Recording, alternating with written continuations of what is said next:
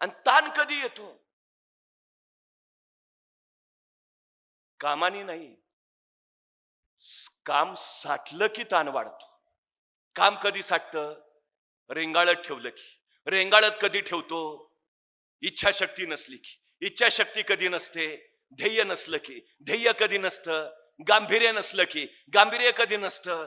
का जन्माला आलोय तेच माहिती नसलं की. सगळ्यात महत्वाची गोष्ट काय आहे? ज्याला गांभीर्य आहे स्वतःच्या आयुष्याचं, तो एक क्षणही वाया घालवत नाही, अजिबात नाही, विषयच नाही. एक एक क्षण वाया घालवत नाही. ज्याला वेळेचं मोल कळालं, त्याला आयुष्याचं महत्व कळालं. ही सगळ्यात महत्वाची गोष्ट आहे. 5 वर्षाचं महत्व जर तुम्हाला माहिती करून घ्यायचं असेल तर निवडणुकीत पराभूत झालेल्या एखाद्या उमेदवाराला विचारा, तो सांगेल तुम्हाला 5 वर्ष किती महत्वाची. एका वर्षाचं महत्व जर तुम्हाला माहिती करून घ्यायचं असेल तर नोकरी न मिळालेल्या एखाद्या बेरोजगार युवकाला विचारा, 1 वर्ष किती महत्वाचं. तो वर्षाच्या महिन्याच्या पगाराचा आकडा काढेल, वर्षाचा हिशोब मांडेल, सांगेल माझं एवढं नुकसान झालं. त्यावेळी कळेल आम्हाला 1 वर्ष किती महत्वाचं. एका आठवड्याचं महत्व जर तुम्हाला माहिती करून घ्यायचं असेल तर एखाद्या साप्ताहिकाच्या संपादकाला विचारा, 1 आठवडा किती महत्वाचा. तो सांगेल तुम्हाला आठवड्याचं महत्व. एका दिवसाचं महत्व जर माहिती करून घ्यायचं असेल तर मजुरीनं मिळालेल्या एखाद्या मजुराला विचारा, मजुरी अभावी खोपटातली चूल ज्यावेळी पेटत नाही आणि चुलीतली आग ज्यावेळी पोटात पेटते त्यावेळी तो सांगेल तुम्हाला एका दिवसाचं महत्व. एका तासाचं महत्व जर तुम्हाला माहिती करून घ्यायचं असेल तर जगजेत्या अलेक्झांडरला विचारा. जगाचा बादशाह होता, जगाचा सम्राट होता, पण मृत्यूशय्येवर पडला होता आणि आपल्या वैद्याकडे केविल वाणी प्रार्थना करत होता की फक्त 1 तास, फक्त 1 तास, 1 तास मला जगवा. त्या जगजेत्या अलेक्झांडरला विचारा, 1 तास किती महत्वाचा. एका मिनिटाचं महत्व जर तुम्हाला माहिती करून घ्यायचं असेल तर अमेरिकेच्या वर्ल्ड ट्रेड सेंटरवर ज्यावेळी विमान हल्ला झाला, तो विमान हल्ला होण्यापूर्वी त्या इमारतीतनं फक्त 1 मिनिट आधी सुरक्षित बाहेर पडलेल्या एखाद्या इस्माला विचारा, 1 मिनिट किती महत्वाचा. आणि एका सेकंदाचं महत्व जर तुम्हाला माहिती करून घ्यायचं असेल तर एका सेकंदासाठी ऑलिम्पिक मध्ये सुवर्ण पदक हुकलेल्या एखाद्या धावपटूला विचारा, 1 सेकंद किती महत्वाचा. मग सेकंदा, मिनिटा, तासा, दिवसाचं मोल जर एवढं असेल तर आम्हाला मिळालेल्या आयुष्याचं मोल किती असेल. हा तुमचा काळ घडण्याचा काळ आहे, स्वतःचं आयुष्य घडवण्याचा काळ आहे. हा काळ तुम्ही गाढवासारखे कष्ट केलेच पाहिजेत तर तुम्ही आयुष्यात राजासारखं जगाल. पण या शैक्षणिक कालखंडामध्ये तुम्ही जर राजासारखे जगत राहिलात तर आयुष्यभर गाढवासारखे कष्ट करावे लागतील. हे पहिलं लक्षात असू द्या. प्रत्येक क्षण आपल्या ध्येयासाठी खर्च केला पाहिजे. प्रत्येक क्षण. तुम्हाला असं वाटेल आताच काय, नंतर बघू, नाही.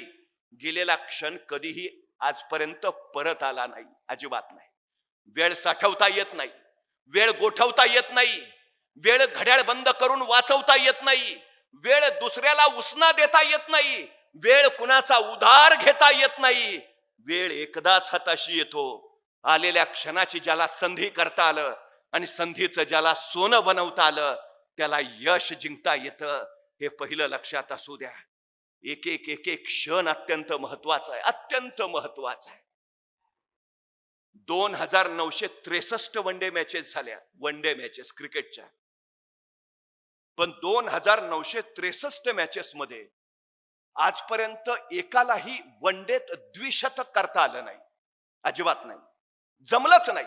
50 ओव्हर मध्ये एकट्याच्या 200 धावा शक्यच नाही, अशक्य, इम्पॉसिबल, कुणालाच नाही जमलं. पण वयाच्या 16व्या वर्षी ज्यांनी क्रिकेटच्या मैदानावर पदार्पण केलं ते सचिन तेंडुलकर फेब्रुवारी 2010 मध्ये मैदानावर उतरले आणि 2963 वनडे नंतर पहिलं द्विशतक सचिन तेंडुलकरनी झळकावलं. कोण म्हटलं अशक्य आहे? आय कॅन, मी करेन, केलं.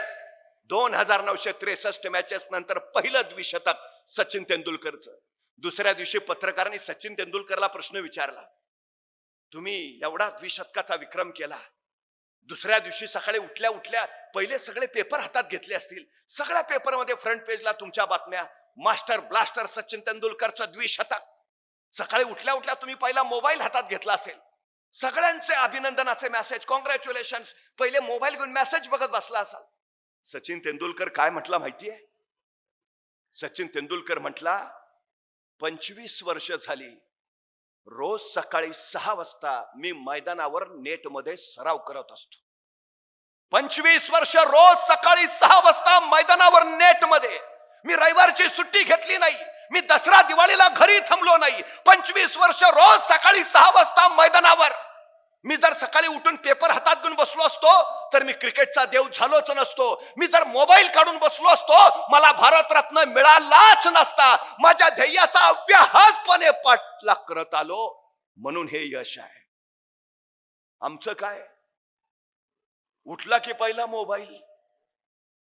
कोण आहे आपण? सीएम आहे का डीसीएम आहे? नाही, महाराष्ट्रात काय घडलंय कळलं पाहिजे. कशासाठी? ज्यांनी मोबाईल निर्माण केला तो शास्त्रज्ञ सांगतो मुलांना किमान 18 वर्षापर्यंत मोबाईल देऊ नका. त्यानं स्वतःच्या मुलालाही 18 वर्षापर्यंत मोबाईल दिला नाही, अजिबात नाही. 12वीच्या गुणवत्ता यादीत येणाऱ्या मुलांच्या मुलाखती जर कधी ऐकल्या तर ते सांगतील 2 वर्ष मी मोबाईलला हात लावला नाही. 2 वर्ष. तुम्हाला यश जिंकायचं आहे ना, अनवॉन्टेड डेव्हिल बाजूला ठेवावा लागेल तुम्हाला. आणि आत्ता मोबाईल हातात घेतला ना, आयुष्यभर मोबाईलच्याच गेम खेळाव्या लागतील. आयुष्याचा गेम तुमच्या हातातनं गेलेला असेल हे पहिलं लक्षात असू द्या. सगळ्यात महत्वाची गोष्ट आहे ती. सगळ्यात ज्याला घडायचं आहे त्यांनी काही शिस्त पाळायलाच हवी.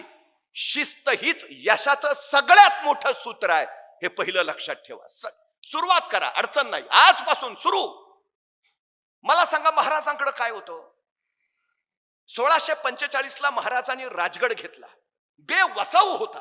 म्हणजे घेतला तर बांधला पाहिजे, बांधायचा तर पैसे पाहिजेत. होते का महाराजांकडे? नव्हते. मग महाराज असं म्हटले का आता घेतला राजगड तर बांधला पाहिजे, बांधायचा तर फंड्स पाहिजेत. आहेत कुठं आपल्याकडं? मग कशाला घ्या, बघू फंड्स आल्यावर. थांबले महाराज? नाही. महाराज म्हणले फंड्स येतील तेवढा येतील, राजगड तर घेऊया. 45 ला घेतला राजगड. 46 ला तोरणा जिंकला महाराजांनी. आणि तोरण्यावर महाराजांना सोन्याच्या मोहरांनी भरलेले 7 हंडे सापडले. आणि त्या संपत्तीतनं महाराजांनी राजगड बांधून पूर्ण केला. महाराज सांगताय तुम्ही सुरुवात करा. जगदंबा आशीर्वाद घेऊन तुमच्या पाठीशी उभा असते. आणि सुरुवात केली तर पोचाल ना.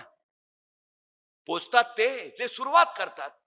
एका मावळतीच्या वेळेला डोंगराच्या पायथ्याला एक सद्ग्रस्त उभा होता. मी तिथूनच निघालो होतो. त्याला विचारलं का थांबलाय? तो म्हटला नाही, डोंगरावर जायचं आहे. म्हटलं जा ना. मग नाही, अंधार आहे ना. मग मी त्याला माझ्या हातातला कंदील दिला. म्हटलं जा आता. मी घरी निघून आलो. दुसऱ्या दिवशी पहाटे मी परत तिथं पोहोचलो. तो सद्ग्रस्त तिथंच उभा. मी त्याला म्हटलं अरे वा, जाऊन आला वाटतं. तो म्हटला नाही, गेलोच नाही. म्हटलं का? अंधार आहे ना. मी म्हटलं तुम्हाला कंदील दिला होता ना. हो दिला होता ना, पण त्याचा उजेड फक्त माझ्या पायापुरताच पडतो. मला किती लांब जायचं आहे? अरे भल्या माणसा, तू चालायला सुरुवात तर कर. उजेड आपोआप तुझ्या पावलाबरोबर येत जाईल. सुरुवात करणं फार महत्वाचं आहे. 1670 साली मोगल मराठा संघर्ष प्रचंड वाढला. मोगलांची फौज 1 लाखाच्या पुढं आणि महाराजांची अवघी 20,000. मग महाराज असं म्हटले का त्यांची 1 लाख आपले 20,000, डिपॉझिट पण राहणार नाही, कशाला अर्ज भरा? नाही. महाराज म्हणले 20 तर 20 सुरुवातच करूया. असं नाही म्हटले बघू आपली लाखभर करून मग लढायचं ठरवू. नाही, 20 तर 20 सुरुवात तर करू. केली. 1670 ला महाराजांनी प्रबळगड जिंकला. आणि प्रबळगडाची पाहणी करायला महाराज पालखीत बसून गडावर निघाले. पालखीतून प्रबळगडावर न जाताना महाराजांच्या शेल्याचं एक टोक तिथल्या बोरीच्या झाडाच्या फांदीच्या काट्यात अडकलं आणि महाराजांना ताण बसला. तसे महाराज म्हणाले पालखी थांबवा. पालखी थांबली आणि महाराज सोबत त्यांना म्हणाले हे बोरीचे झाड आमच्या पुढे जाण्यावर आक्षेप घेते आहे.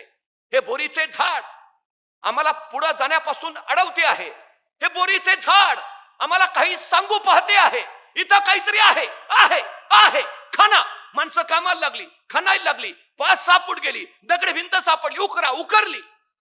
27 घागरी आणि 4 कढया एवढं सोनं महाराजांना तिथं सापडलं. त्या संपत्तीतनं महाराजांनी शस्त्रसज्ज सैन्य उभा केलं आणि मोगलांच्या विरोधातला लढा तीव्र केला. महाराज सांगतायत तुम्ही सुरुवात करा.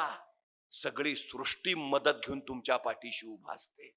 सगळी सृष्टी. तुम्ही ठरवायला हवं, सुरुवात करायला हवी. बाकी काही अडचण नाही. अजिबात काही अडचण नाही. सगळ्यात महत्वाचं आहे ते सगळ्यात तुमचे कष्ट हीच तुमची यशाची सर्वोत्तम पायरी आहे. कष्टाच्या पायरीवरच तुमचं यश उभं असतं. जिथे कष्ट नाहीत तिथं यश सावलीलाही उभा राहत नाही.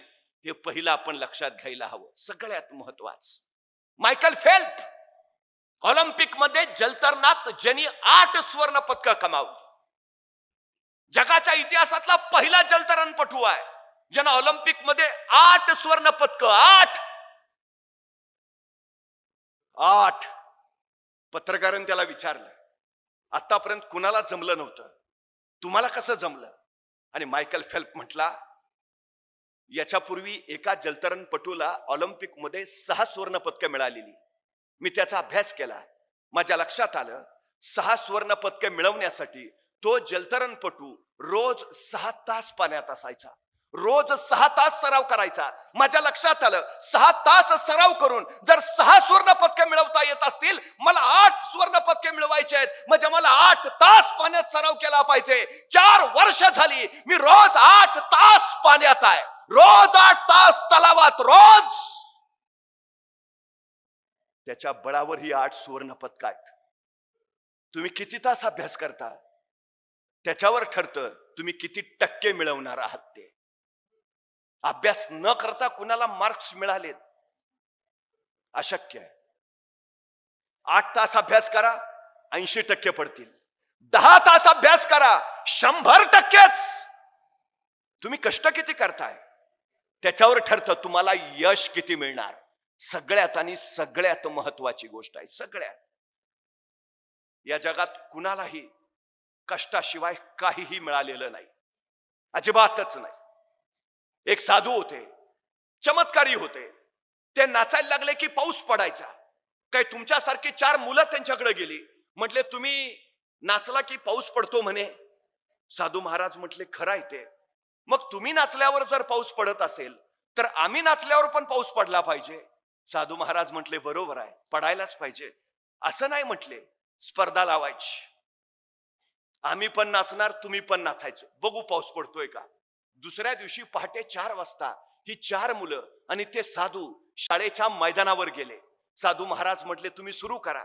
मग एका मुलाने नाचायला सुरुवात केली. 5 मिनिटं, 10 मिनिटं, 15 मिनिटं, 20 मिनिटं, 25 मिनिटं नाचला. थकला दमला बाजूला झाला, पाऊस पडलाच नाही. दुसरा मुलगा पुढे झाला, अर्धा तास पाऊण तास नाचला. थकला दमला बाजूला झाला, पाऊस पडलाच नाही. तिसरा मुलगा पुढे झाला, अर्धा तास पाऊण तास 1 तास नाचला. थकला दमला बाजूला झाला, पाऊस पडलाच नाही. तिसरा मुलगा पुढे झाला, तास, 1.5 तास, 2 तास नाचला. थकला दमला बाजूला झाला, पाऊस पडलाच नाही. मग साधू महाराज पुढे झाले. 12 वाजता त्यांनी नाचायला सुरुवात केली. साधू महाराज नाचत राहिले. 1 वाजला, 2, 3, 4 वाजले, 5 वाजले, 6 वाजले, 7 वाजले, रात्रीचे 8 वाजले. साधू महाराज नाचतातच आहेत. 9 वाजले, 10 वाजले आणि अचानक आभाळ भरून आलं आणि रप रप रप रप पाऊस पडायला लागला. ती मुलं म्हटली आम्ही नाचलो, पाऊस पडला नाही, पण तुम्ही नाचल्यावर मात्र पाऊस पडला, कसं काय? साधू महाराज म्हटले मला फक्त 2च गोष्टी माहिती आहेत. पहिली गोष्ट मी नाचतोय म्हणजे पाऊस पडलाच पाहिजे, आणि दुसरी गोष्ट जोपर्यंत पाऊस पडत नाही मला नाचलंच पाहिजे. ही यशाची 2 सूत्र आहेत. तुम्ही अभ्यास करताय ना, यश मिळालंच पाहिजे. आणि दुसरी गोष्ट जोपर्यंत यश मिळत नाही अभ्यास केलाच पाहिजे. या 2च गोष्टींनी माणसं यशस्वी होतात, दुसरं काही.